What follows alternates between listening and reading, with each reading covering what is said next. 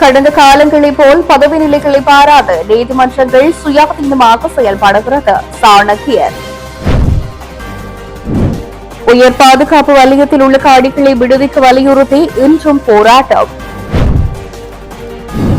ராஜபக்சர்கள் போன்று ஆட்சி செய்கின்றாரா அனுர காணி சுவீகரிப்புக்கு தொடர் போராட்டம்.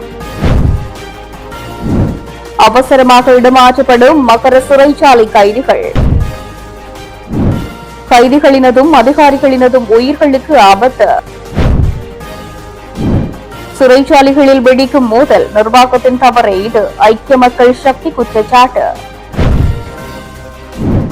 நாடு முழுவதும் உள்ள சிறைச்சாலைகளில் பாதுகாப்பு தீவிர அதிகரிப்பு. டெங்குவினால் 62 பேர் உயிரிழப்பு. வித்தியாபுரம் 10 வீட்டு திட்டத்தில் மக்கள் குறைகள் சந்திப்பை நடாத்திய ரவிகரன் எம்பி. மரண தண்டனைகள் தொடர்பில் முன்னாள் ஜனாதிபதிக்கும் அச்சம் வந்திருக்கும் ஸ்ரீநேசன் எம்பி. கடலில் விழுந்த 17 கொள்கலன்களில் 1 கரையொதுங்கியது விடுக்கப்பட்டுள்ள எச்சரிக்கை.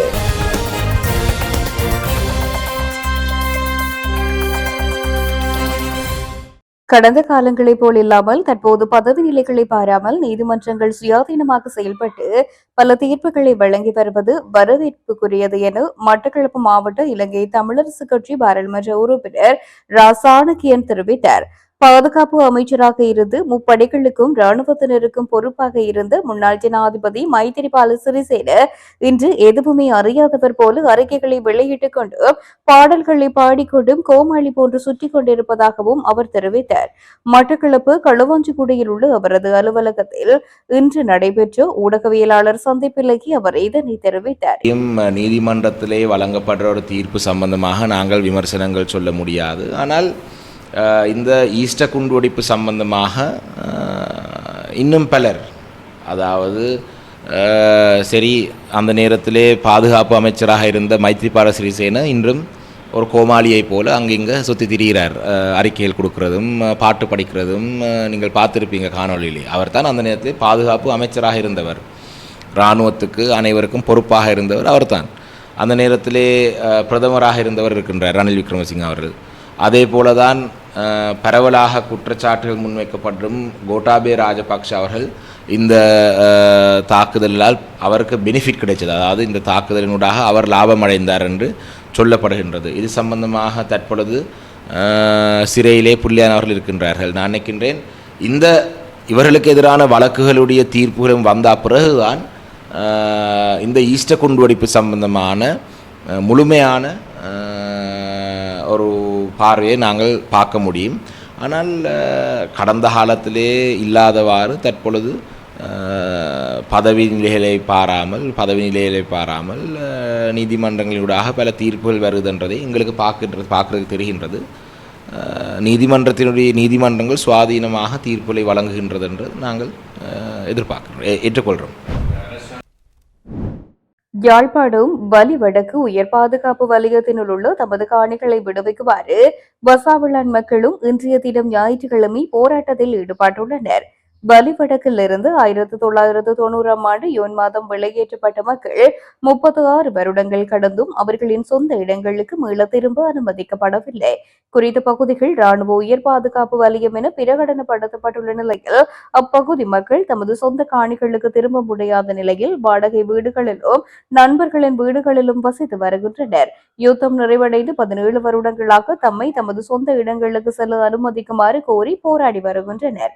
இந்த நிலையில் வலிவடக்கை சேர்ந்த 3 கிராம மக்கள் தமது காணிகளை விடுவிக்க கோரி போராட்டங்களை முன்னெடுத்துள்ளனர். அந்த வகையில் மயிலிட்டி கிராம மக்கள் பிரதி வெள்ளிக்கிழமைகளிலும் பலாலி மக்கள் பிரதி ஞாயிற்றுக்கிழமைகளிலும் போராடி வரும் நிலையில் இன்றைய தினம் ஞாயிற்றுக்கிழமை முதல் வசாவிளான் மக்களும் போராட்டத்தை ஆரம்பித்துள்ளனர்.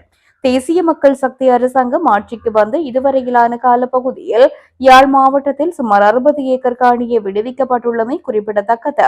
யாழ்ப்பாணம் வசாவளான் பகுதியில் ராணுவ கட்டுப்பாட்டில் உள்ள தமது காணிகளை விடுவிக்குமாறு யாழ் மாவட்ட ராணுவ கட்டளை தளபதிக்கு மகஜரை கையளித்துள்ளனர். வசாவளான் பகுதியில் தமது காணிகளை விடுவிக்குமாறு காணி உரிமையாளர்கள் இன்று போராட்டத்தில் ஈடுபட்டிருந்தனர். போராட்டத்தின் முடிவில் வசாவளான் பகுதியில் உள்ள ராணுவத்தினர் ஊடாக யாழ் மாவட்ட கட்டளை தளபதிக்கு தமது காணிகளை விடுவிக்குமாறு கோரி மகஜரை கையளித்துள்ளனர். அதேவேளை தமது காணிகளை விடுவிக்குமாறு மாதத்தின் முதல் ஞாயிற்றுக்கிழமைகளில் காலை முதல் மதியம் வரையில் போராட்டத்தில் ஈடுபட உள்ளதாக அறிவித்துள்ளனர்.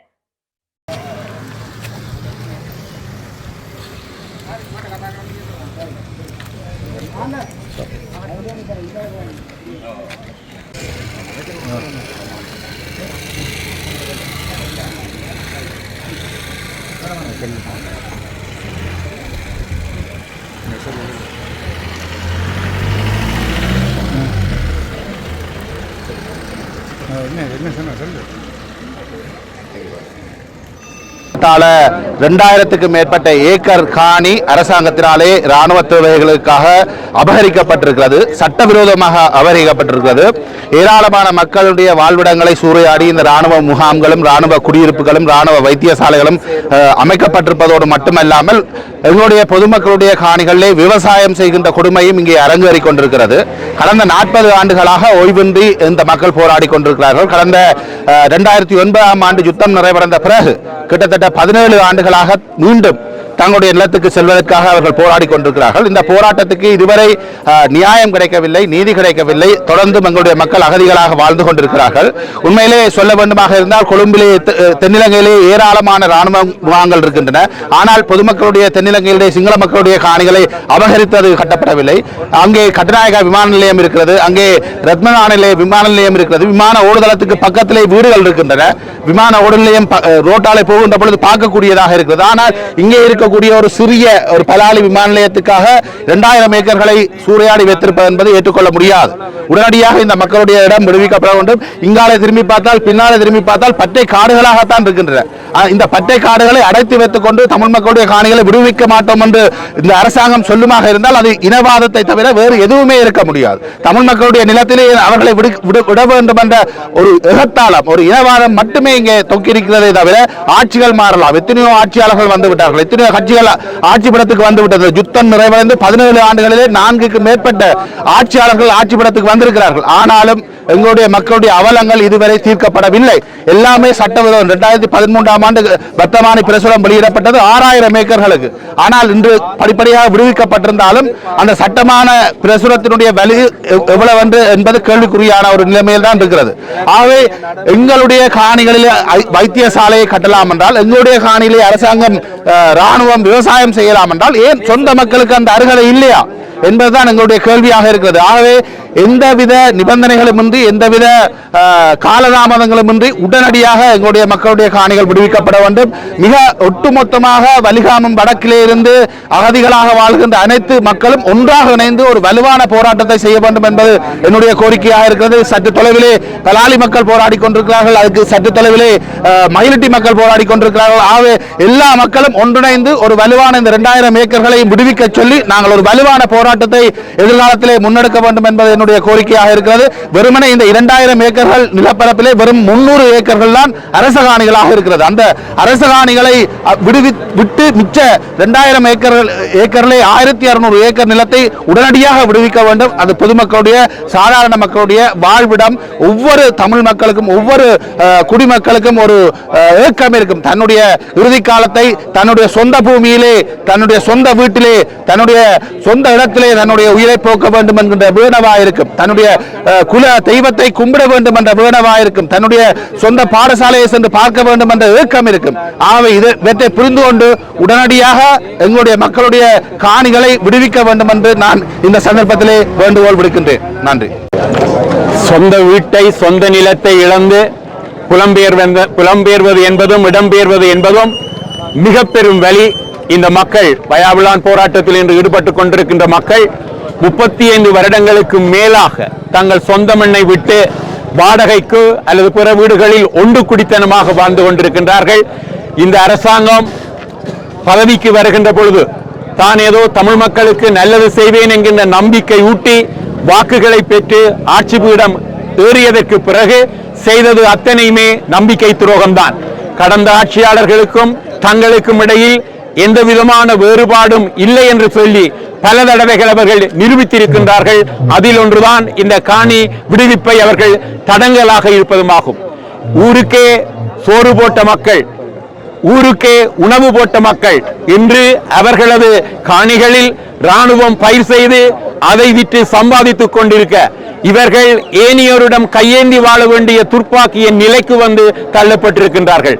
இந்த அரசாங்கம் இந்த காணியை ஒருபோதும் விடுவித்து விடக் கூடாது என்கின்ற நோக்கிலேயே மிக பாரிய அளவில் ஒரு வைத்தியசாலையையும் இன்று அமைத்துக் கொண்டிருக்கின்றது.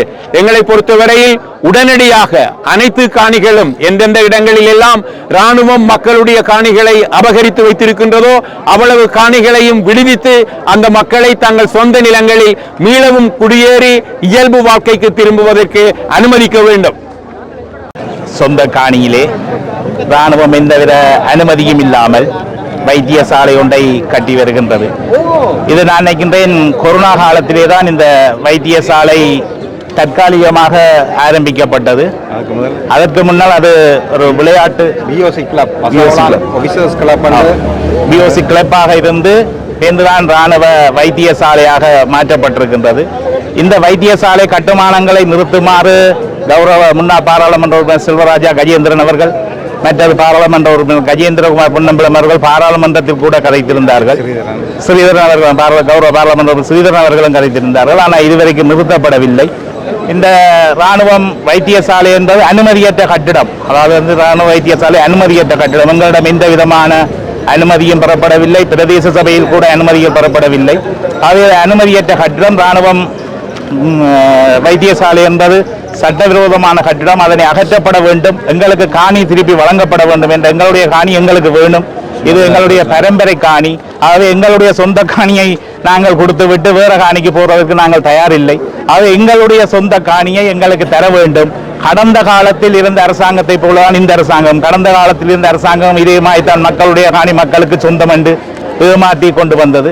அதே போலதான் இந்த அரசாங்கமும் மக்களுடைய காணி மக்களுக்கு சொந்தம் என்று ஏமாற்றி கொண்டு வருகின்றது.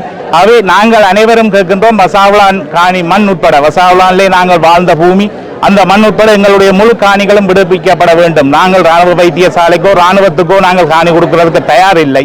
ஆகவே அவர்கள் முற்றுமுழுதாக வெளியேற வேண்டும். இது தொடர்பாக அன்றைக்கு நினைக்கிறேன் கௌரவ அமைச்சர் அவர்கள் ஏதோ மாட்டு காணி ஏதோ கணக்கு கலைச்சிருந்தார். நாங்கள் அவருடைய கருத்தை கணக்கெடுக்கவில்லை. ஏன்னா எங்களுடைய காணி எங்களுக்கு தேவை. ஆனபடியால் எங்களுடைய காணி எங்களுக்கு தேவை. ஆகவே நாங்கள் இது தொடர்பாக நீதிமன்றத்தை கூட நாட இருக்கின்றோம். மிக விரைவிலே எங்களுடைய காணியில் இருந்து இராணுவ வைத்தியசாலை அகற்றப்பட்டு காணி எங்களிடம் கையளிக்கப்பட வேண்டும் என்பதுதான் எங்களுடைய கோரிக்கை. காணி பலாளி ஆஸ்பத்திரி கட்டுறதுக்கு பின்னாலே இருக்குது. எனக்கு வயது போட்டதோ காலம் இல்லாமல் போச்சு. எனக்கு காணி எனக்கு விட்டுத்தர வேணும். அதோட இந்த சொந்தக்காரருக்கும் அதுக்கு காணி இருக்குது. அந்ததை தாழ்மையுடன் கேட்டுக்கொள்கிறோம். காணிங்க எங்களுக்கு பிடிங்கோ. எங்களை பிள்ளைங்க கஷ்டப்படுகிறார். நாங்கள் குடியிருக்கா இல்லை. பிள்ளைங்க வீட்டை அம்மா காணிங்க நிற்கலாம். நாங்கள் எப்படி செய்வோம்? அப்பாவும் இல்லை, அவன் அப்பாவும் இல்லை. நாங்கள் தோட்டம் செய்யல. எங்களுக்கு நல்ல உதவி செய்யுங்க. அதுவும் 5 பொம்பளை பிள்ளை. அவ்வளவு காணிகளை வைக்க நிற்கலாம். அதில் தொட்டு பார்த்தாரு வீடு பெரிய வீடு காசா 9 பேருக்கு வீடு கட்டினேன் நான். நல்ல பொறுப்பான வீடு. 5 பொம்பளை பிள்ளை கட்டினேன் நான். பெண்களுக்கு இருக்காம வீடு இல்லை. எங்களுக்கு அந்த வீடு இருக்கு. கட்டாரு கல்யாணம் கட்டின வீடு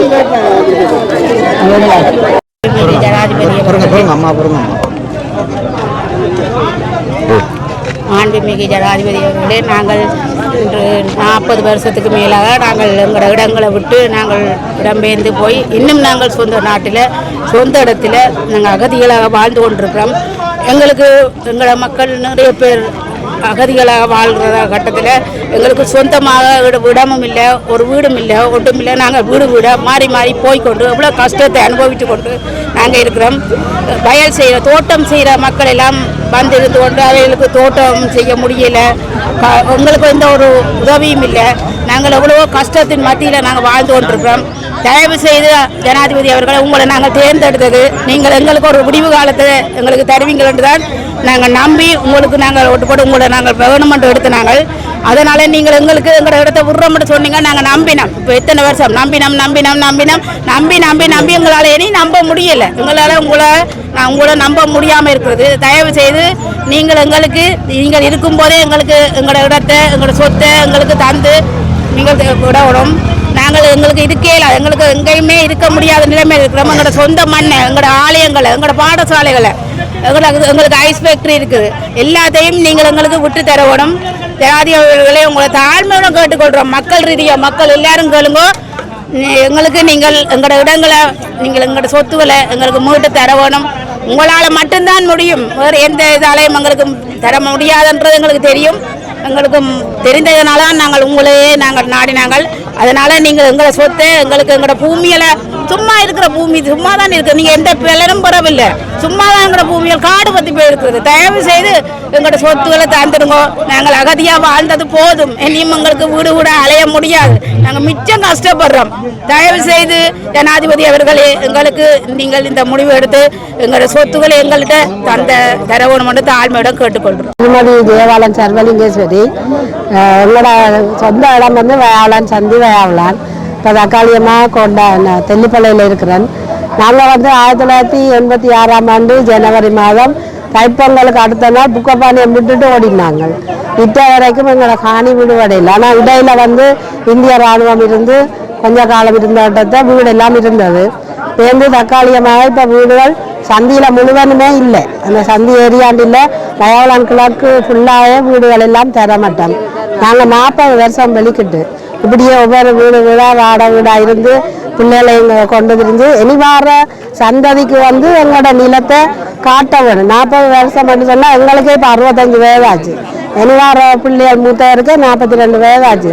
அப்போ இனி வார சந்ததிக்கு எங்களோட காணிகளை விடுவிக்க வேணும். அந்த காணிக்குள்ள நாங்கள் வீடு மட்டுமில்லை, அதோட எங்களோட விவசாயம் செய்து மரக்கறியை நாங்கள் வென்றல. இப்போ சந்தையை நாட வேண்டி கிடக்கு, கடையில் மரக்கறி வேண்ட வேண்டி கிடக்கு. இப்படியே கஷ்டப்பட்டு கொண்டு இருக்கிறோம்.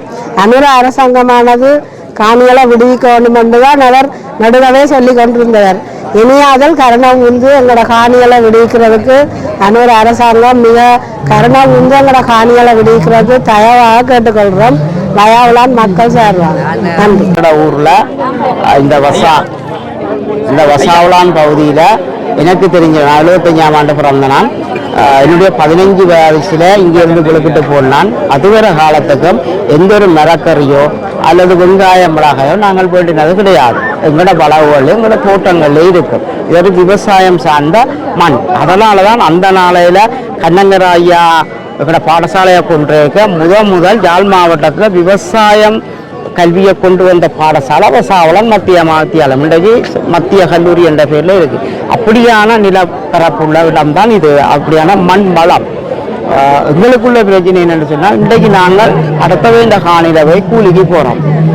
என்னுடைய தந்தையார் நான் 15 வயசுலேருந்து கொழுக்கிட்டேன். நான் இப்போ என்னுடைய தந்தையார்ட்ட காலத்திலையும் அது கிடைக்கல, என்னுடைய காலத்திலும் கிடைக்கல, என்னுடைய பிள்ளைன்ற காலத்திலையும் இது கிடைக்காம போகணும். எங்களோட பொருளாதாரம் அளிக்கப்படும். தலைமுறையாக எங்களோட பொருளாதாரத்தை நீங்கள் இல்லாத ஒழிச்சிருக்கிறீர்கள். யுத்தம் முடிஞ்சு இன்னைக்கும் அதை தராம விடுறது எந்த வகையிலும் நியாயம் இல்லை. அந்த தேவை இந்த தேவை இன்னும் ஷார்ட்டை போக்கு சொன்னாலும் எங்களோட விவசாய நிலங்கள்ல நீங்கள் வருமானத்தை எடுக்கிறதுக்காண்டி தான் புதிகள் இல்லை. வேறு தேவைக்காகவும் நீங்கள் வச்சிருக்கீங்க. வேற எந்த ஒரு தேவையும் இருந்தால் நீங்கள் அப்படி என்று சொன்னால் ராணுவம் சொல்லட்டும், எனக்கு இந்த தேவைக்கு தேவை என்று எங்களோட அமைப்புகளோட பேச்சுவார்த்தை நடத்தி கேட்கட்டும். அப்படி ஒரு தரவை சொல்லட்டும். அப்படி சொல்லுமா இருந்தால் நாங்கள் அதுக்கு மாற்று தீர்வுக்கு போகலாம். இது அப்படி இல்லை. எங்களோட விவசாய காணில நீங்கள் விவசாயத்தை செய்து கொண்டு எங்களோட பொருளாதாரத்தை அளிக்கிறீர்கள். வலிகாமம் வழக்கிலே இன்று வசாவலான் மக்கள் தங்களுடைய காணி விடுவிப்பு சம்பந்தமான போராட்டங்களை மேற்கொண்டு வருகின்றார்கள். குறிப்பாக வலிகாமம் வடக்கிலே இன்னும் 2400 மேற்பட்ட ஏக்கர் நிலங்கள் விடுவிக்கப்பட வேண்டியிருக்கின்றது. அந்த காணி விடுவிப்புக்கு அதாவது இந்த புதிய அரசு அரசானது மக்களுடைய காணி மக்களுக்கு வழங்கப்படும் என கூறப்பட்டு பதவியேற்ற போதும் 2 ஆண்டுகள் மக்கள் பொறுமையாக இருந்தார்கள். மக்களுடைய காணிகள் மக்களுக்கு வழங்கப்படும் என்ற கோரிக்கையின் அடிப்படையில். ஆனால் தொடர்ச்சியாக இன்றைக்கு மயிலட்டியிலே வெள்ளிக்கிழமைகளில் மக்கள் போராடி வருகின்றார்கள். ஞாயிற்றுக்கிழமையிலே பலாலியிலே போராடி வருகின்றார்கள். அதைத் தொடர்ந்து இன்று வசாவளான் ஆனது 3 கிராம சேவையாளர் பிரிவுகளை உள்ளடக்கியது.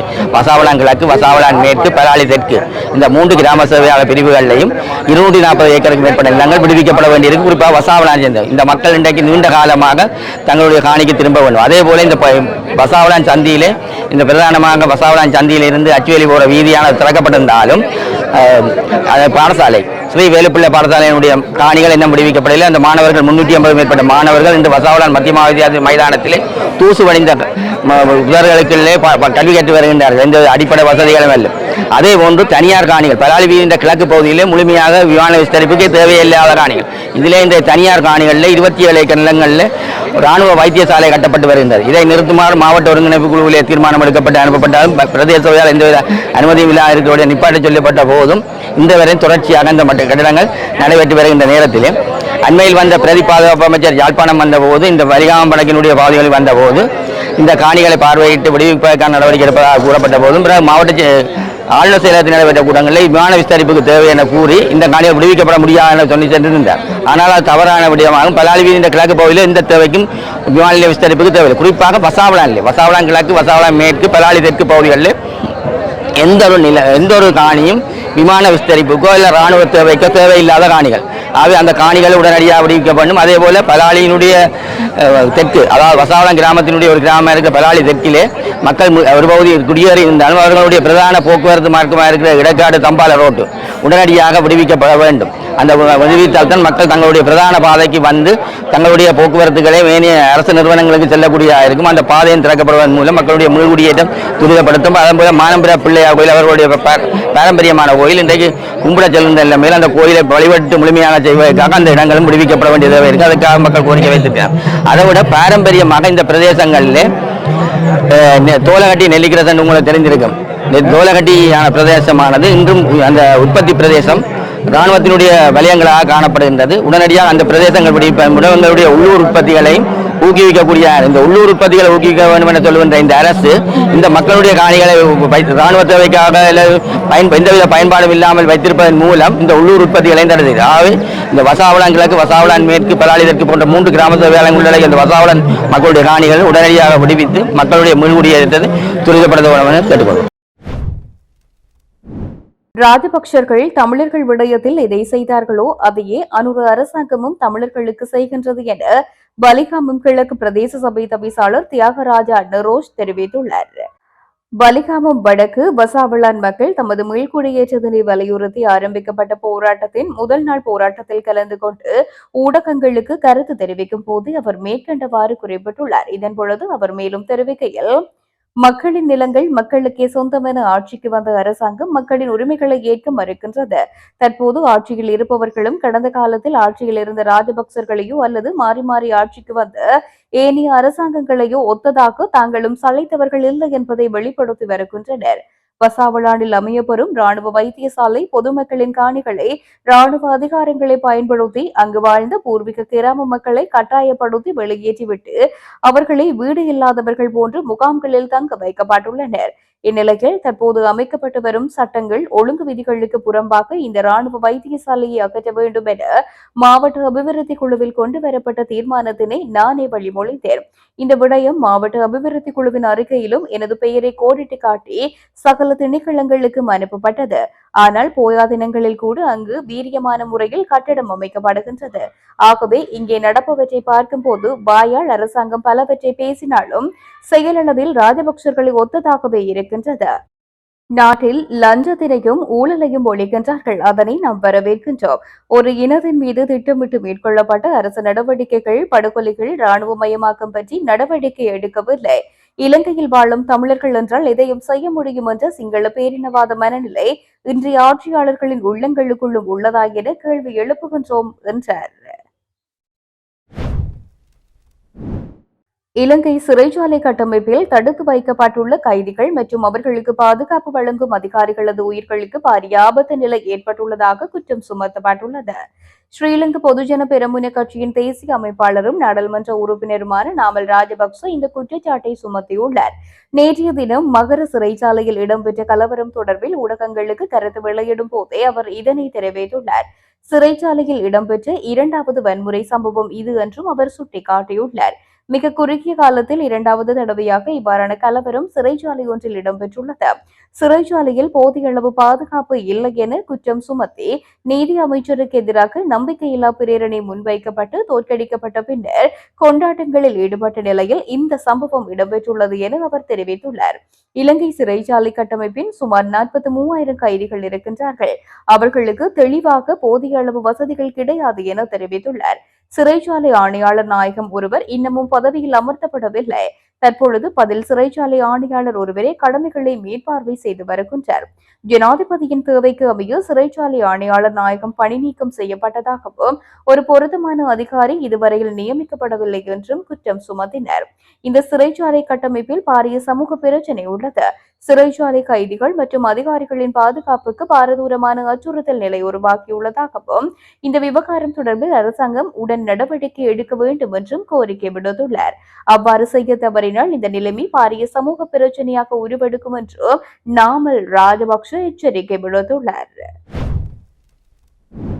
மகர சிறையில் ஏற்பட்ட கலவரத்தை தொடர்ந்து பல கைதிகள் தற்போது ஏனைய சிறைச்சாலைகளுக்கு இடமாற்றப்பட்டு வருவதாக சிறைச்சாலைகள் திணைக்களம் தெரிவித்துள்ளது. இதற்கமைய மகர சிறைச்சாலையிலிருந்து 20 கைதிகள் பூசா சிறைச்சாலைக்கு இடமாற்றம் செய்யப்பட்டுள்ளனர். நேற்று பிற்பகல் கைதிகளுக்கும் சிறைச்சாலை அதிகாரிகளுக்கும் இடையில் ஏற்பட்ட முரண்பாடு காரணமாக மகர சிறைச்சாலையினுள் பதற்ற நிலை ஏற்பட்டது. இதில் 7 கைதிகள் காயமடைந்து ராகம போதனா வைத்தியசாலையில் அனுமதிக்கப்பட்டிருந்த நிலையில் அவர்களில் ஒரு கைதி உயிரிழந்தார். இதனை அடுத்து நிலைமையை கட்டுப்படுத்துவதற்காக விசேட அதிரடிப்படை, ராணுவம் மற்றும் போலீசார் வரவழைக்கப்பட்டு சிறைச்சாலையினுள் நிலவிய சூழ்நிலை முழுமையாக கட்டுப்பாட்டுக்குள் கொண்டு வரப்பட்டது. அத்துடன் ஏற்பட்ட பதற்ற நிலையை கண்காணிப்பதற்காக விமானப்படையினர் பெல் 412 ரக ஹெலிகாப்டர் மற்றும் ட்ரோன் என்பனவும் ஈடுபடுத்தப்பட்டன. இதன்போது கைதிகளை பார்வையிட வந்த உறவினர்களும் அப்பகுதி மக்களும் பாதுகாப்பு தரப்பினர் மீது கற்களை வீசி தாக்குதல் நடாத்திய நிலையில் மகர பிரதேசத்தின் சில போலீஸ் பிரிவுகளுக்கு மறு அறிவித்தல் வரை போலீஸ் ஊரடங்கு சட்டத்தினை நடைமுறைப்படுத்த போலீசார் நடவடிக்கை எடுத்திருந்தனர். இந்த தேசிய மக்கள் சக்தி அரசாங்கத்துக்கு சிறைச்சாலைகளை கூட நிர்வாகம் செய்ய முடியவில்லை என குற்றம் சுமத்தப்பட்டுள்ளது. ஐக்கிய மக்கள் சக்தியின் பொதுச் செயலாளர் ரஞ்சித் மத்தும பண்டார இந்த குற்றச்சாட்டை சுமத்தியுள்ளார். அந்த அரசாங்கத்துக்கு நாட்டை அல்ல சிறைச்சாலையை கூட நிர்வாகம் செய்யக்கூடிய திறமை இல்லை என்றும் குற்றம் சுமத்தினார். சிறைச்சாலையில் தடுத்து வைக்கப்பட்டுள்ள கைதிகளின் பொறுப்பினை அரசாங்கமே ஏற்றுக்கொள்ள வேண்டும் என்றும் வலியுறுத்தினார். எனவே கைதிகளுக்கு ஏற்படக்கூடிய பிரச்சினைகளுக்கு அரசாங்கமே பொறுப்பு ஏற்க வேண்டும் என்றும் வலியுறுத்தினார். அவ்வாறு அரசாங்கத்துக்கு செய்ய முடியாவிட்டால் நாட்டின் பொறுப்பை வேறு தரப்பினரிடம் ஒப்படைக்க வேண்டும் என்றும் குறிப்பிட்டுள்ளார். நீர்கொழும்பு சிறைச்சாலையில் 30க்கும் மேற்பட்டவர்கள் கொல்லப்பட்டதாகவும் வரலாற்றில் முதல் தடவையாக 11 சிறைச்சாலை அதிகாரிகள் கொல்லப்பட்டதாகவும் சுட்டிக்காட்டினார். இவ்வாறான கலவரம் இடம்பெற்ற நிலையிலும் அரசாங்கம் ஏனைய சிறைச்சாலைகளில் பாதுகாப்பினை உறுதி செய்ய தவறியுள்ளது என்றும் கூறினார். குறிப்பாக மகர சிறைச்சாலையில் இடம்பெற்ற வன்முறையை சுட்டிக்காட்டினார். அரசாங்கத்துக்கு சிறைச்சாலை ஒன்றை நிர்வாகம் செய்யக்கூடிய திறன் இல்லை என்றும் அவர் விமர்சித்துள்ளார். வடக்கு மாகாண சுகாதார சேவைகள் திணைக்களத்தின் கீழுள்ள வைத்தியசாலைகள் மற்றும் நிறுவனங்களில் வெற்றிடமாக காணப்படும் சுகாதார பணி உதவியாளர் தரம் 3 பதவிக்கான 852 வெற்றிடங்களுக்கான நேர்முக தேர்வுகள் இடம்பெறவுள்ளன. முகாமைத்துவ சேவைகள் திணைக்களத்தின் அனுமதிக்கு அமைவாக 300 வெற்றிடங்களை நிரப்புவதற்கான நேர்முக தேர்வுகள் நாளைய தினம் திங்கட்கிழமை ஆரம்பமாக உள்ளதாக வடக்கு மாகாண சுகாதார அமைச்சின் செயலாளர் ஜெயராணி தெரிவித்துள்ளார். கட்டமைக்கப்பட்ட இந்த நேர்முக தேர்வுகள் நாளை திங்கட்கிழமை முதல் 21/8/2026 தேதி வரை பண்ணையில் அமைந்துள்ள சுகாதார கிராமத்தில் நடைபெறவுள்ளது.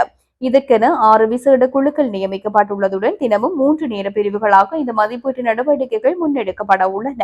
இதுவரை நேர்முக தேர்வுக்கான அழைப்பு கடிதங்கள் கிடைக்கப்பெறாத விண்ணப்பதாரிகள் எதிர்வரும் 5/8/2026 பின்னர் 021222200807 என்ற தொலைபேசி இலக்கத்தினூடாக தொடர்பு கொண்டு தமது தேசிய அடையாள அட்டை இலக்கத்தை சமர்ப்பித்து உரிய விவரங்களை பெற்றுக் கொள்ள முடியும் என்று அறிவிக்கப்பட்டுள்ளது.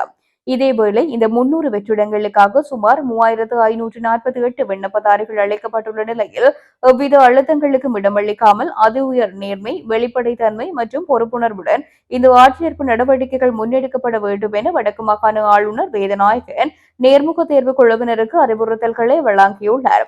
இதில் எழுத்து பரீட்சை எதுவும் இடம்பெறவில்லை என்பதனால் நேர்முக தேர்வில் வழங்கப்படும் ஒவ்வொரு புள்ளிக்கும் நியாயமான மற்றும் ஆதாரபூர்வமான காரணங்கள் இருக்க வேண்டும் எனவும் நியமிக்கப்பட்டுள்ள 6 குழுக்களும் எந்தவித பாரபட்சமுமின்றி ஒரே மதிப்பீட்டு அளவுகோல்களையே பின்பற்ற வேண்டும் என்றும் ஆளுநர் வலியுறுத்தினார். நேர்முக தேர்வின் போது அரசியல், நிர்வாக அல்லது வெளிப்புற தலையீடுகளுக்கு துளியளவும் இடமளிக்க கூடாது என்றும் முறைகேடு அல்லது அதிகார துஷ்பிரயோகம் நிரூபிக்கப்பட்டால் பாரபட்சமின்றி கடுமையான சட்ட நடவடிக்கை எடுக்கப்படும் என்றும் ஆளுநர் எச்சரித்துள்ளார். நாடு முழுவதிலும் உள்ள சிறைச்சாலைகளின் பாதுகாப்பு பலப்படுத்தப்பட்டுள்ளதாக தெரிவிக்கப்பட்டுள்ளது. சிரேஷ்ட பிரதி காவல்துறை மா அதிபர் சஜீவ மேடவத்த இதனை தெரிவித்துள்ளார். மகர சிறைச்சாலையில் ஏற்பட்ட அமைதியற்ற சூழ்நிலையை தொடர்ந்து இந்த நடவடிக்கை எடுக்கப்பட்டுள்ளதாக குறிப்பிட்டுள்ளார். மகர சிறைச்சாலையை இன்று நேரில் சென்று நிலைமைகளை பார்வையிட்ட பின்னர் ஊடகங்களுக்கு கருத்து தெரிவிக்கும் போது அவர் இதனை தெரிவித்துள்ளார். மேலும் தெரிவித்த அவர், வெலிக்கடை, மெகசின், களுதுறை மற்றும் நீர்கொழும்பு உள்ளிட்ட நாட்டின் அனைத்து முக்கிய சிறைச்சாலைகளின் பாதுகாப்பு குறித்தும் சிறப்பு கவனம் செலுத்தப்பட்டுள்ளது. நேற்று ஏற்பட்ட இந்த சம்பவம் காரணமாக சிறைச்சாலைக்குள் எழுந்த பதற்ற நிலை இன்று காலை பொழுது வரை தொடர்ந்ததாக அவர் சுட்டிக்காட்டினார். இக்கலவரத்தின் போது பெருமளவிலான கைதிகள் ஒன்றிணைந்து சிறைச்சாலையின் சொத்துக்களுக்கு சேதத்தை ஏற்படுத்தினர். இருப்பினும் சிறைச்சாலை திணைக்களம், இலங்கை காவல்துறை, காவல்துறை விசேட அதிரடிப்படை, இலங்கை விமானப்படை மற்றும் கடற்படை ஆகிய கூட்டு பாதுகாப்பு படையினரின் தீவிர முயற்சியினால் இன்று காலை நிலைமை முற்றாக கட்டுப்பாட்டுக்குள் கொண்டு வரப்பட்டுள்ளதாக சஜீவ மேடவத்த தெரிவித்துள்ளார். அடுத்த சில மணி நேரங்களுக்குள் சிறைச்சாலையின் முழுமையான பாதுகாப்பை உறுதிப்படுத்தி வளாகத்தின் அன்றாட இயல்பு நடவடிக்கைகளை மீண்டும் கட்டியெழுப்ப அதிகாரிகள் தீவிரமாக செயல்பட்டு வருவதாகவும் அவர் மேலும் தெரிவித்துள்ளமை குறிப்பிடத்தக்கது. நடப்பாண்டின் ஆரம்பம் முதல் இதுவரை நாட்டில் பதிவான மொத்த டெங்கு நோயாளர்களின் எண்ணிக்கை 86,000ஆக உயர்ந்துள்ளதாகவும் 62 பேர் உயிரிழந்துள்ளதாகவும் தேசிய டெங்கு ஒழிப்பு பிரிவு தெரிவித்துள்ளது. அந்த பிரிவு வெளியிட்டுள்ள புதிய அறிக்கையின்படி இந்த ஆண்டில் இதுவரை அதிகளவிலான டெங்கு நோயாளர்கள் கடந்த ஜூலை மாதத்தில் பதிவாகியுள்ளதுடன் அந்த எண்ணிக்கை 29,980 ஆகும். மேலும் ஆகஸ்ட் மாதத்தின் முதல் 2 நாட்களில் மட்டும் 646 புதிய டெங்கு நோயாளர்கள் பதிவாகியுள்ளனர். மாவட்ட வாரியாக பார்க்கையில் அதிகளவிலான நோயாளர்கள் கம்பகம் மாவட்டத்தில் பதிவாகியுள்ளதுடன் அங்கு 18,249 பேர் டெங்குவால் பாதிக்கப்பட்டுள்ளனர். அதனைத் தொடர்ந்து கொழும்பு மாவட்டத்தில் 17,048 நோயாளர்கள் பதிவாகியுள்ளனர். டெங்கு பரவல் தொடரும் நிலையில் நாடு முழுவதும் 137 சுகாதார வைத்திய அதிகாரி பிரிவுகள் தொடர்ந்து அதி அபாய வலயங்களாக அடையாளம் காணப்பட்டுள்ளதாக தேசிய டெங்கு ஒழிப்பு பிரிவு தெரிவித்துள்ளது. முல்லைத்தீவு ஒட்டுசுட்டான் வித்தியாபுரம் கிராம அலுவலர் பிரிவிற்குட்பட்ட 10 வீட்டு திட்டம் கிராமத்தில் வன்னி மாவட்ட நாடாளுமன்ற உறுப்பினர் துரைராசா ரவிகரன் மக்கள் குறைகள் சந்திப்பொன்றை நடாத்தியுள்ளார். அப்பகுதி மக்களின் அழைப்பை ஏற்று குறித்த பகுதிக்கு நேரில் சென்ற நாடாளுமன்ற உறுப்பினர் அப்பகுதி மக்களின் குறைபாடுகளை கேட்டறிந்ததுடன் மக்களின் குறைபாடுகளை நேரிலும் பார்வையிட்டார். அத்தோடு வித்தியாபுரம் 10 வீட்டு திட்டம் கிராமத்தில் அமைந்துள்ள ஸ்ரீ முத்துமாரியம்மன் ஆலயத்திற்கும் இதன்போது நேரில் சென்ற நாடாளுமன்ற உறுப்பினர் அங்கு வழிபாடுகளிலும் ஈடுபட்டார். அதனைத் தொடர்ந்து அப்பகுதி மக்களின் குறைபாடுகள் தொடர்பில் கேட்டறிந்தார். அந்த வகையில் குறித்த 10 வீட்டு திட்டம் கிராமத்தில் மின்சாரமின்மையினால் தாம் பலத்த இடர்பாடுகளுக்கு முகம் கொடுத்து வருவதாக நாடாளுமன்ற உறுப்பினரிடம் முறையீடு செய்யப்பட்டது. இவ்வாறு கிராமத்தில் மின்சாரமின்மையினால் அங்குள்ள மாணவர்களின் கற்றல் செயல்பாடுகள் பெரிதும் பாதிக்கப்படுவதாக மக்களால் நாடாளுமன்ற உறுப்பினரின் கவனத்துக்கு கொண்டு வரப்பட்டதுடன் அக்கிராமமானது காட்டு யானைகளினால் பெரிதும் பாதிப்பை எதிர்கொள்ளும் பகுதி என்றும் சுட்டிக்காட்டப்பட்டது. எனவே 10 வீட்டு திட்டம் கிராமத்துக்கு மின் இணைப்பு அத்தியாவசியமானது என மக்களால் இதன்போது கோரிக்கை விடுக்கப்பட்டது. அத்தோடு குடிநீரை பெற்றுக் கொள்வதிலும் தாம் பாரிய இடர்பாடுகளுக்கு முகம் கொடுத்து வருவதாகவும் நாடாளுமன்ற உறுப்பினரிடம் முறையீடு செய்யப்பட்டதுடன் குடிநீரை பெற்றுக் கொள்வது தொடர்பில் கோரிக்கையும் விடுக்கப்பட்டது. அதேவேளை அப்பகுதியில் உள்ள மாணவர்களுக்கான பிரத்யேக வகுப்பு ஒழுங்குகளை மேற்கொள்ளுதல் தொடர்பிலும் கோரிக்கை வைக்கப்பட்டதுடன் கடந்த காலத்தில் வழங்கப்பட்ட வீட்டு திட்டங்கள் முழுமைப்படுத்தப்படாமல் உள்ளமை தொடர்பிலும் பேசப்பட்டது. இது தவிர அப்பகுதியில் அமைந்துள்ள முத்துமாரியம்மன் ஆலயத்திற்கு சுற்றுவேலி அமைப்பது தொடர்பிலும் கோரிக்கை முன்வைக்கப்பட்டது. முன்னாள் அதிகாரிகளுக்கு விதிக்கப்பட்டுள்ள மரண தண்டனைகள் தொடர்பில் உயிர்த்த ஞாயிறு தாக்குதலை இயக்கிய சூத்திரதாரியான முன்னாள் ஜனாதிபதிக்கு அச்சம் வந்திருக்கும் என நாடாளுமன்ற உறுப்பினர் ஞானமுத்து ஸ்ரீநேசன் தெரிவித்துள்ளார். அவர் மேலும் தெரிவிக்கையில், முன்னாள் பாதுகாப்பு செயலாளர் ஹேமஸ்ரீ பெர்னாண்டோ மரண தண்டனை வழங்கப்பட்டுள்ளது. நினைத்தால் வேதனைதான். இதனை நினைத்து அவரது குடும்பம் மிகவும் வேதனைப்படுவார்கள். ஆனால் மற்றைய பக்கம் பார்க்கும்போது உயிர்த்த ஞாயிறு தாக்குதலின் போதும் 269 அப்பாவி பக்தர்கள் கொல்லப்பட்டிருக்கின்றார்கள். 500க்கும் மேற்பட்டவர்கள் காயமடைந்திருக்கின்றார்கள். அந்த செயலை அறிந்திருந்தும் தடுத்ததில்லை என்பதற்காக அவருக்கு அந்த தண்டனை வழங்கப்பட்டிருக்கின்றது. ஆகவே ஒரு பக்கம் அவரையும் அவரது குடும்பத்தையும் நினைத்து சற்று வேதனைப்பட்டாலும் 269 அப்பாவி மக்கள் தேவாலயங்களில் வழிபட்டுக் கொண்டிருக்கின்ற பொழுது கொல்லப்பட்டுள்ளார்கள். அவர் கடமையை சரிவர செய்யவில்லை. அதன் காரணமாக அவருக்கு மரண தண்டனை வழங்கப்பட்டிருக்கின்றது. இதனை பார்த்தவுடன் இன்னும் சிலருக்கு கலக்கம் ஏற்பட்டிருக்கின்றது. அவரோடு இணைந்து மரண தண்டனை விதிக்கப்பட்டிருக்கின்ற முன்னாள் போலீஸ் மா அதிபர் 7.5 கோடி ரூபாய் தண்டப்பணம் செலுத்தியவர். இந்த பாதுகாப்பு செயலாளர் 5 கோடி ரூபாய் தண்டப்பணம் செலுத்தியவர். இன்னும் ஒருவர் 10 கோடி ரூபாய் தண்டப்பணம் செலுத்தியவர் இருக்கின்றார். அவர் முன்னாள் ஜனாதிபதி. அவர் இப்போது சிந்திப்பார், 5 கோடி செலுத்தியவருக்கும் மரண தண்டனை, 7.5 கோடி செலுத்தியவருக்கும் மரண தண்டனை கொடுக்கப்பட்டிருக்கிறது என்றால் 10 கோடி செலுத்திய தமக்கு கிடைக்காமல் இருப்பதற்குரிய வாய்ப்பு குறைவாகவே இருக்கிறது என சிந்திப்பார். அது மாத்திரமின்றி உயிர்த்த ஞாயிறு குண்டு தாக்குதலுக்கு சூத்திரதாரியாக இருந்தவர்கள் உள்ளே 2 பேர் இருக்கின்றார்கள். அவர்களுக்கும் கலக்கம். தங்களுக்கும் அப்போது என்ன நடக்குமோ என்று சிந்திப்பார்கள். தண்டனைகளுக்கான வாய்ப்பு அவர்களுக்கும் உள்ளது. இதற்கு மேலாக இதனை இயக்கிய ஒரு சூத்திரதாரியான முன்னாள் ஜனாதிபதி ஒருவரும் இருக்கின்றார். அவருக்கும் இப்போது காய்ச்சல் பிடித்திருக்கும். ஏனையவர்களுக்கு இவ்வாறான தண்டனை என்றால் தமக்கு கிடைக்கக்கூடிய வாய்ப்பு இருக்கிறது என்று அவர் சிந்திப்பார் என்றும் தெரிவித்தார்.